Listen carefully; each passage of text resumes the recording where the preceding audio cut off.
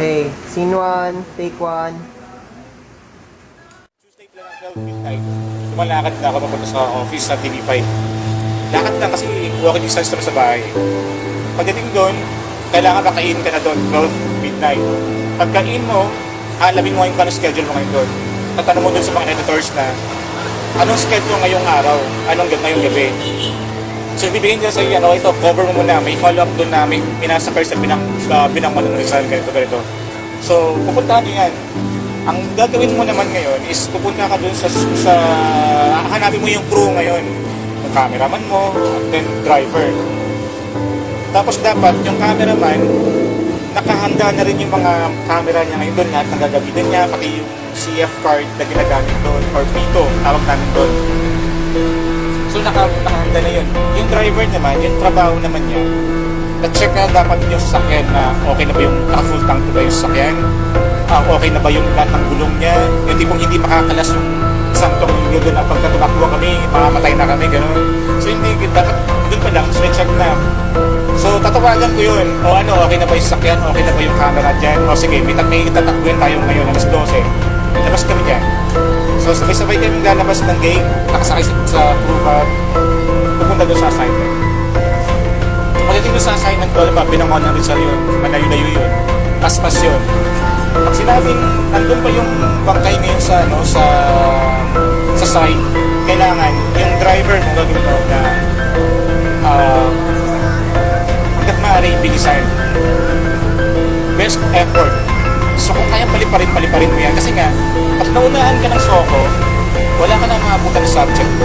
Sir, required kami gumawa ng stop at mag-uwi ng isang ng balita everyday ng isang pang-video, isang pang-silent, saka isang exclusive. Pag sinabi exclusive na istorya, ito yung ikaw lang nakakuha ng scoop na yun. Walang ibang channel. Sa'yo lang yun. Yung video na yun, yung interviews na yun, sa'yo lang yun. Impression, sa'yo yun. Exclusive yun. Pero pag pang video, pang voice over, buo yung storya. Nandun rin ibang channel doon. Nandun rin yung lahat ng channel doon. Pero ang tawag dito package na yun, yung video, boses mo, pero hindi ka naglalay. Pero voice over lang. Pero story mo pa rin yun. Yun, maganda yun. Kasi career mo yun. Pag sinabing silent na storya, yung silent kasi ito yung babasahin nila ng anchor. Yung description ng storya na dalawang sugatan na habangan ng magsalpukan yung dalawang sasakyan sa kahabaan ng Marcos Highway kaninang umaga. Kinilala ang mga biktima na si Gatugad-Tagado. Hindi na report na nagbabayang magbabasa nun, kundi anchor. Alam mo si Erwin na nagbasa nun? Silent yun. Pero storya ko yun. So dapat, may ganun kami dapat na attendance everyday. Pero napakahirap na makakuha ka ng exclusive.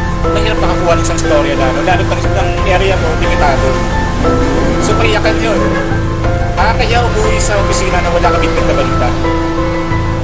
Mga kapal na lang mukha pag wala ka balita. Nagtamad-tamad. Pero wala talaga eh. Pero feeling nila, ang tamad naman.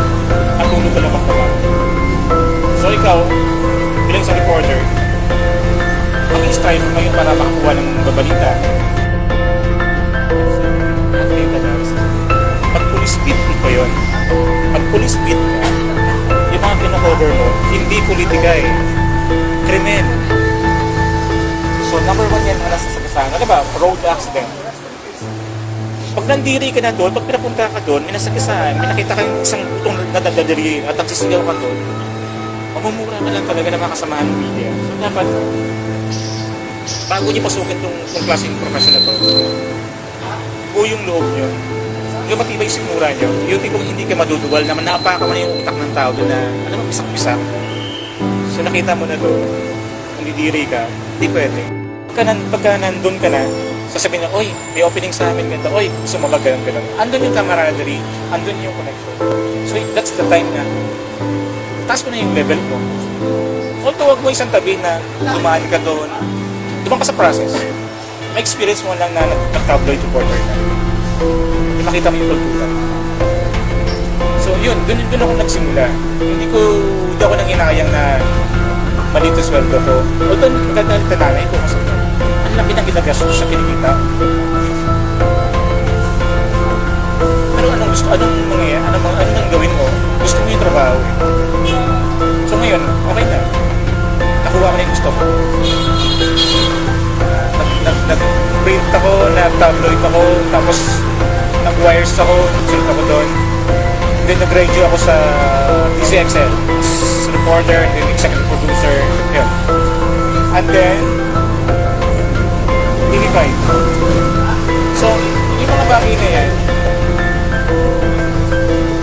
although din pumapasok, ano lang yan eh, dumadating ka lang yung mga yan sa buhay kung gugustuhin mo talaga.